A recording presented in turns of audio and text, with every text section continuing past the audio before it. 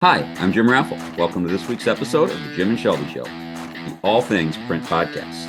Hi, I'm Shelby Cusick, and I'm joining Jim today, as always. I hope you're joining me. Your name's on the show, right? Right. So today, what I wanted to talk about was in the last couple of weeks of on-site consulting, something keeps coming up, and it has to do with the difference between industry standards or specifications like G7 and other international standards for print quality and color quality. And so those are generally assessed on a pass fail basis. Now, there might be levels of conformance, like in G7, we call them good, better, and best. And it's, grayscale, targeted, and color space. But the reality is you pass or fail at any one of those three levels. There's no, oh, you're like 80% of the way there. It's you either are or you are not. And just as a quick example, so this is a verify report out of spot on software, and you can see that it's on this side, green check mark, pass, right? So this one would have passed at whatever level we were assessing, and I think it happened to be targeted in this case. And that's great. I mean, it confirms that you are producing color at a certain level, right? And Shelby, you used to be in the newspaper business, and I'm sure they probably never ran reports like that Yeah. in the newspaper days. But wouldn't it have been nice as an editor and a designer to have said, hey, well, how's your color quality today? Instead of having to run out to the press room and like visually assess everything, would that have been a useful tool, you think? Um, Actually, probably not. Okay. Because in that industry, the substrate we were dealing with was just, newsprint is very yellow, it's very saturated, so you have a bad white point, and we were constantly, as things in my day in the newspapers, we were constantly changing the paper, we were constantly changing the ink, so we never would have gotten to a point where we were quote unquote stabilized. Everything was visually assessed, and our major concern was, other than the newspaper's brand color or colors, whatever that might have been, we were only concerned with what our advertisers thought about the print product. We would sacrifice, in some cases, the color quality of our own images for our advertisers' color. So what you would do is you would actually look at the images on the press sheet, right? And you would assess those images visually based upon either a color proof or some other form of criteria, right?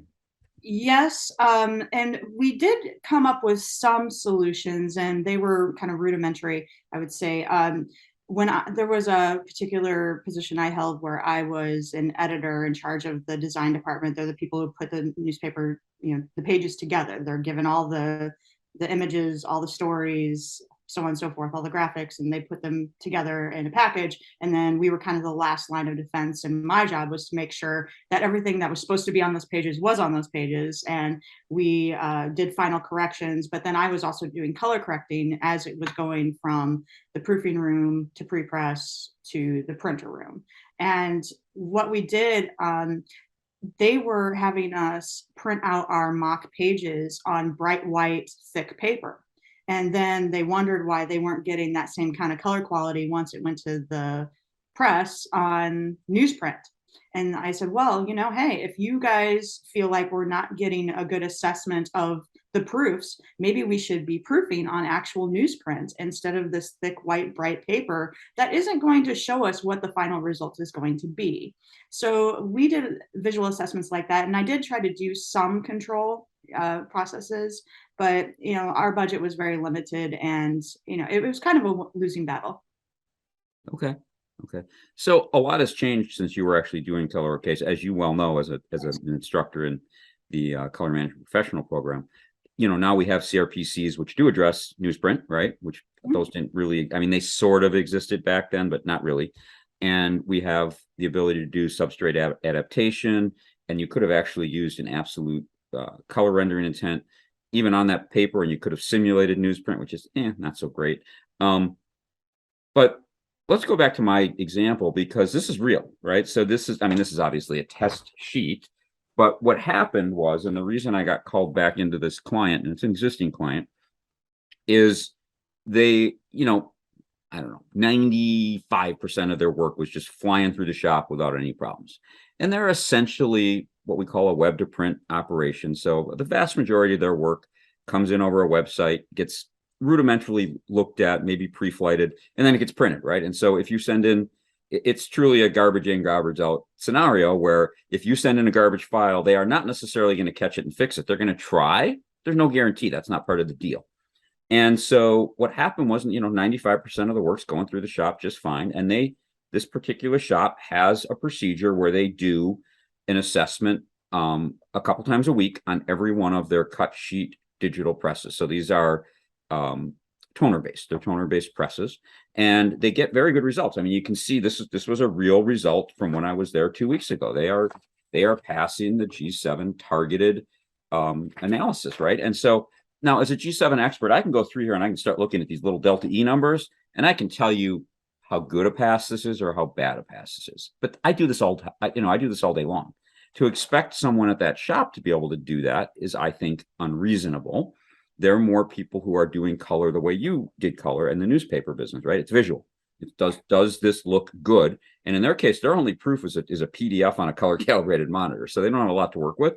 And so they're like, yeah, it looks good. And a few of their customers at the higher end, like artists and maybe photographers who were turning their work into like a 2023 calendar, right? And so they had photographs and artwork as the top part of the calendar, and then the calendar page below it.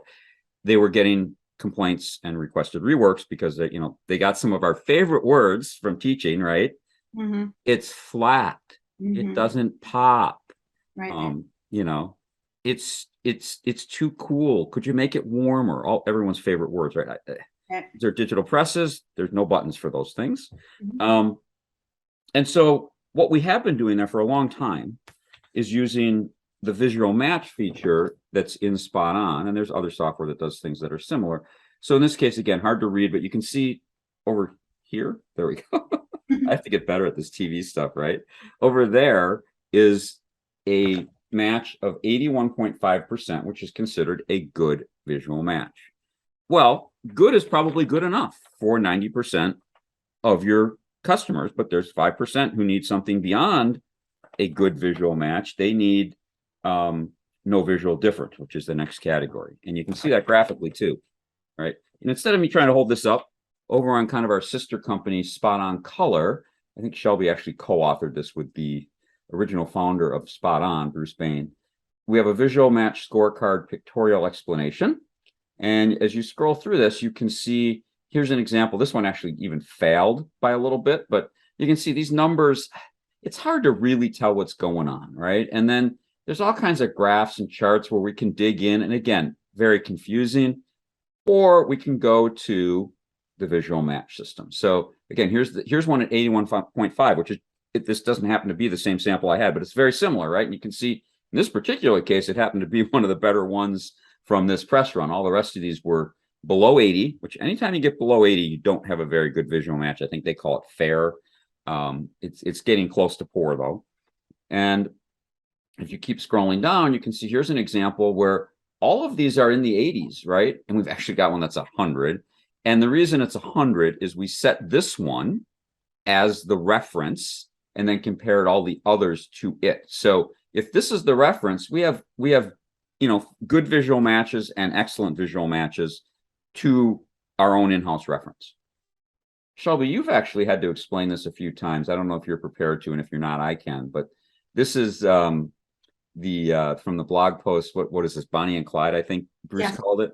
Mm-hmm. And on the left, we're comparing to the green area is trying to hit the Grackle color space, right? And mm-hmm. both of these printers hit the Grackle color space, right? That's correct. And then what happens on the right side?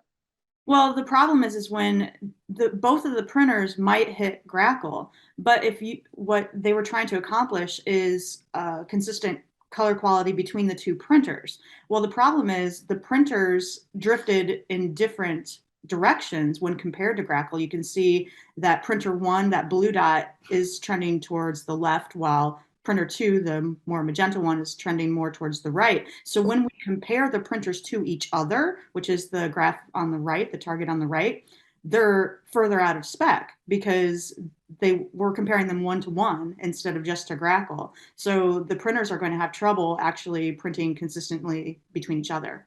Excellent, excellent. So up here is the URL for this. It's getspotoncolor.com.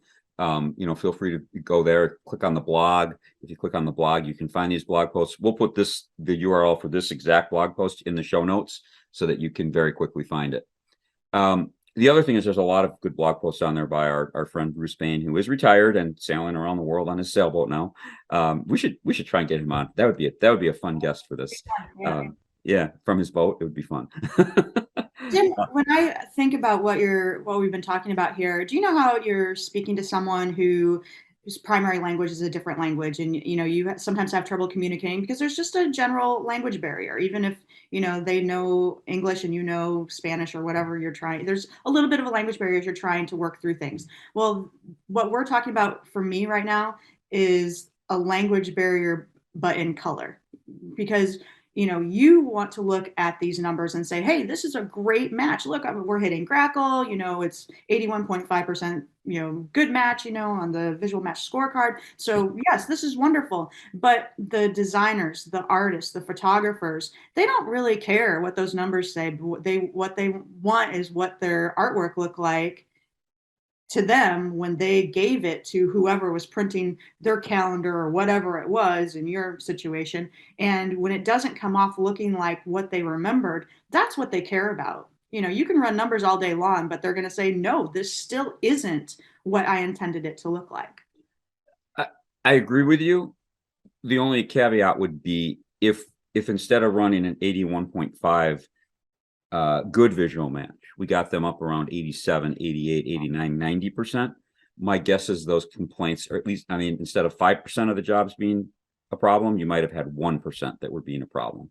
Mm-hmm. And so that was actually why I was there. We were going through all kinds of troubleshooting, and these machines are all fairly old. And it's actually exactly what we're talking about with Bonnie and Clyde too. There's 6 machines there, and one of the goals is to get all 6 producing color in a similar enough or common visual appearance enough manner that you can move work around from machine to machine very quickly, because again, they go from, really 1 or 2 machines running to all 5 running, 7 days a week here. They're getting into the Christmas season and they're going to be very, very busy. And so that's why I was getting all the machines dialed in, and we went through a lot of preventative maintenance on those machines, replaced a lot of wear parts, and it was quite an experience. It was good, and it really reminded me of how important visual match is to the people on the floor doing the day-to-day work. G7 pass fail is really important to experts like me and professionals in the program, and technical people within the company. But the people who are running the work, they just want to. Do I have a passing? Did I get an 80% on this test or a 90% on this test? And I think everyone knows there's a difference between an 80 and a 90. Between a pass and fail, it's either good or it's not. And so I think that's important. That was what I wanted to talk about today. I don't know. Is there anything else we should be talking about? I guess there's a trade show coming up, right? Yes, Printing United Alliance is going to be in Vegas the week of October 17th, I think. Yep. And since we submitted graphics to someone and they're going to be in their booth, I think it's okay to mention them, right? Go ahead. Well, it's New Tech Digital Inc. And then also there's other company names, but I'm sure if you search New Tech Digital Inc., you'll find the booth. And Shelby and I will be there. I don't think we're going to be there all day, every day, but we'll be there periodically. And we could, very easily arrange to meet someone at that booth or other places. If you want to reach out to us, we'd be happy to spend some time with you at the show. Mm-hmm. Well, thank you for joining us on this week's episode of the Jim and Shelby Show. You can always find us on social media. Just look for Colorcasters or Colorcasters LLC. And you can always reach out to both of us via email, Jim@Colorcasters or Shelby@colorcasters.com. If you have an idea for an episode or if you'd like to be a guest, let us know. All right. I see a tail wagging in the background. Yeah. All right. Everyone have a great weekend.